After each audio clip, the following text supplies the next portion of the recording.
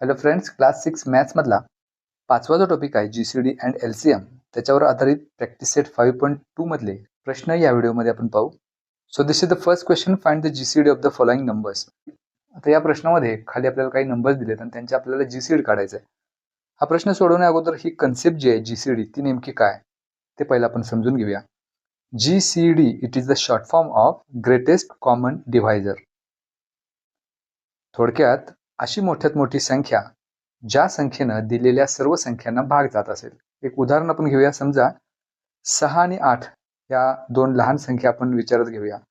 या दोन संख्यांचा जीसीडी कोणता, म्हणजे अशी मोठ्यात मोठी संख्या कोणती ज्या संख्येनं या दोन्ही संख्यांना भाग जाईल, तर ती संख्या 2 आहे. So the GCD of 6 and 8 is 2. समजा आणखी एक उदाहरण आपण असं घेऊया. 8 आणि 12 या दोन्ही संख्यांना भाग जाईल अशी मोठ्यात मोठी संख्या कोणती, तर 4. आता या 8 आणि 12ला 2 न सुद्धा भाग जातोय, पण 2 ही 4 पेक्षा लहान संख्या आहे, त्यामुळे तो त्याचा जीसीडी होणार नाही. त्याचा जीसीडी होईल 4. तर या पद्धतीनं ही कन्सेप्ट आहे जीसीडीची. आता या कन्सेप्टचा उपयोग करून आपण खाली दिलेली उदाहरण सोडवू. त्यातली पहिली पेअर आहे 36 आणि 48. या दोन्हीचं जीसीडी काढायचं आहे. आता जीसीडी काढण्याच्या वेगवेगळ्या पद्धती आहेत. व्हर्टिकल मेथडनं किंवा याचे कॉमन फॅक्टर काढून आपण एक सर्वात सोपी पद्धत याची बघूया. म्हणजे ज्या संख्यांचा आपल्याला जीसीडी काढायच्या त्या संख्या पहिल्यांदा या पद्धतीने आपण लिहून घ्यायच्या. 36 आणि 48, 36 and 48. आता अशी कॉमन संख्या शोधायची ज्या संख्येनं या दोन्ही संख्यांना भाग जाईल, आणि अशी लहानात लहान संख्या शोधायची जी 2 आहे, कारण हे दोन्ही इव्हन नंबर्स असल्यामुळे या दोन्ही संख्यांना 2 न भाग जाणारच. मग 2 न 36ला भाग घालवला तर 18चा भाग जाईल, 18 दुने 36, आणि 48ला भाग घालवला तर 2 दुने 4, 2 चौक 8. पुन्हा या दोन्ही संख्यांना 2 न भाग जाईल, 2 9 18, आणि इथं 2 1 2, 2 दुने 4. तर 9 आणि 12ला 2 न काही भाग जात नाही. आपल्याला अशी संख्या शोधायची आहे ज्या संख्येने या दोन्ही संख्यांना भाग जाईल. आता अशी संख्या 3 आहे. 3 न 9लाही भाग जातोय आणि 12लाही. मग 3 त्रिक 9, 3 चौक 12. आता ह्या ज्या दोन संख्या आपल्याला मिळाल्या 3 आणि 4, आता अशी कुठली संख्या नाही एक सोडून ज्या संख्येनं या दोन्ही संख्यांना भाग जाईल. म्हणजे इथं आपलं जीसीडी शोधायचं काम संपलं. आता या बाजूला हे जे सगळे नंबर्स लिहिलेत 2 2 3, या सर्वांचा करायचा गुणाकार म्हणजे आपला जीसीडी. सो 2 into 2 into 3, 2 दुने 4, 4 गुणिले 3 12. याचा अर्थ 36 आणि 48 यांचा जीसीडी असणार आहे 12. तर या पद्धतीने आपण हे सोडवू शकतो. आता दुसरी पेअर आहे 31 and 2. आता इथं मागच्या पद्धतीने जर आपण हे सोडवायचा प्रयत्न केला तर ह्या दोन संख्या आपण अशा पद्धतीने लिहिल्या. आता ह्या पहिल्या स्टेपलाच आपल्याला लक्षात येतं की अशी कुठलीच संख्या नाही एक सोडून ज्या संख्येनं या दोन्ही संख्यांना भाग जाईल. मग अशा केसमध्ये या दोन्हींचा जीसीडी असतो 1, कारण या दोन्हींचा कॉमन फॅक्टर काहीच नाही. So GCD of 31 and 2 is 1. तिसरी पेअर आहे 65 and 13. मग इथं सुद्धा आपण 65 आणि 13 एका ओळीमध्ये लिहून घेऊ. आता या दोन्ही संख्यांना भाग जाईल अशी एकच संख्या आहे 13, कारण 13च्या पाढ्यामध्ये 65 आहेत. 13 5 65 आणि 13 1 13. आता 5 आणि 1ला कुठल्याही संख्येनं कॉमन संख्येनं भाग जात नाही, त्यामुळे इकडे संख्या 13 शिल्लक आहे. त्यामुळे इथं पहिल्या ओळीला आपण 13नं भाग घालवला आहे, त्यामुळे या दोन्हीचा जीसीडी असणार आहे 13. So the GCD of 65 and 13 is 13. Next pair is 108 and 132. आता या संख्या थोड्याशा मोठ्या आहेत. आपल्या नेहमीच्या पद्धतीने पहिल्यांदा ह्या दोन्ही संख्या एका ओळीमध्ये लिहून घेऊया. आणि सर्वात लहान संख्या अशी आहे 2, ज्यानं या दोन्हीला भाग जाईल, कारण या दोन्ही इव्हन नंबर्स आहेत. मग पहिल्यांदा 2 न भाग घालू. 2 पंच 10, 2 चौक 8, तर 2 सक 12, एक शिल्लक राहील 12 होतील, पुन्हा 2 सक 12.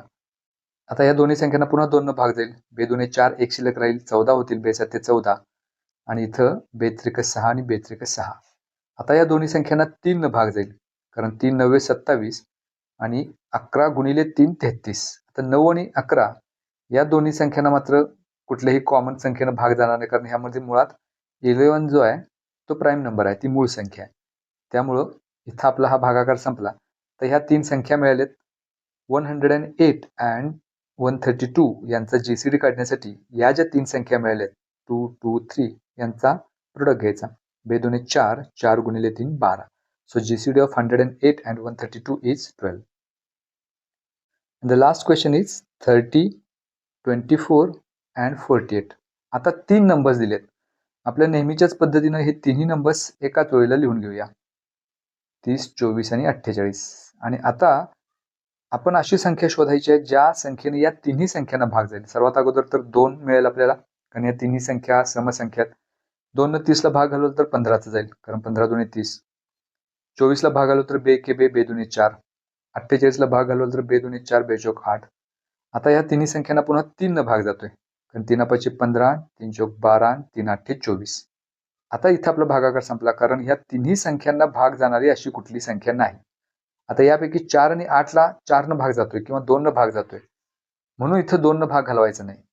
ती पद्धत LCM साठी आहे. आता आपण GCD शिकतोय.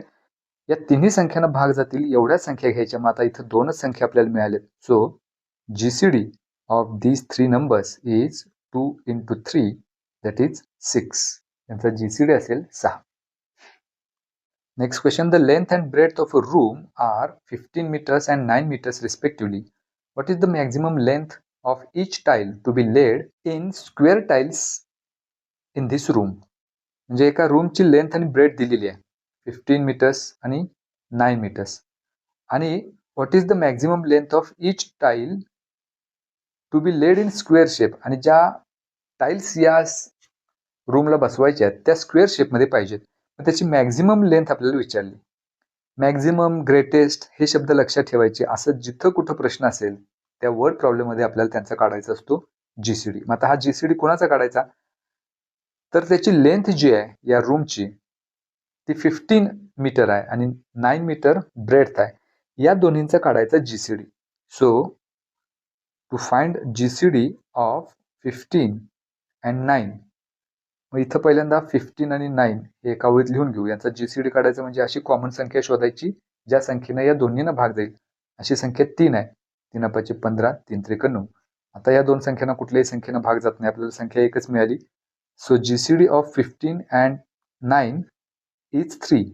याचा अर्थ ती जी टाईल आहे जी स्क्वेअर शेप असणार आहे त्याची मॅक्झिमम लेंथ 3 असू शकते, त्याच्यापेक्षा जास्त असू शकत नाही. तरच त्या रूमला असे जे स्क्वेअर शेप टाईल्स आहेत त्या बरोबर बसतील. So the answer of this question is 3 meters. So the maximum length of each tile to be laid in square tiles is 3 meters. पुढचा प्रश्न आहे, a shopkeeper has 2 rolls of cloth of length 90 meter and 120 meter. He wants to cut both of rolls into pieces of equal maximum length. What can be the maximum length of each piece? पुन्हा एकदा maximum हा शब्द आला. म्हणजे एका दुकानदाराकडं 2 कापडांचे role आहेत. एकाची length आहे 90 मीटर आणि दुसऱ्याची आहे 120 मीटर. आणि त्या दुकानदाराला ते कपडे अशा पद्धतीनं कट करायचे आहेत की त्याचे जे तुकडे होतील ते मॅक्झिमम लेंथचे असणार आहेत. मग इथं पुन्हा एकदा मॅक्झिमम हा शब्द आहे, म्हणजे इथं पुन्हा एकदा GCD काढायचा आहे. तर GCD कुणाचा, तर ते जे 2 रोल्स आहेत 90 मीटर आणि 120 मीटर त्यांचा. सो GCD ऑफ 90 अँड 120 हा आपण काढू. ते आपलं उत्तर असणार आहे. 90 आणि 120 या बाजूला आपण लिहून घेऊ. आता ह्याला डिरेक्टली 30 न भाग जातोय, 30 नच भाग घालू. 30 गुणिले 3 90 आणि 30 गुणिले 4 120. 3 आणि 4 ला मात्र कुठल्याही संख्येनं भाग जात नाही, इथे एकच संख्या आपली उरेल.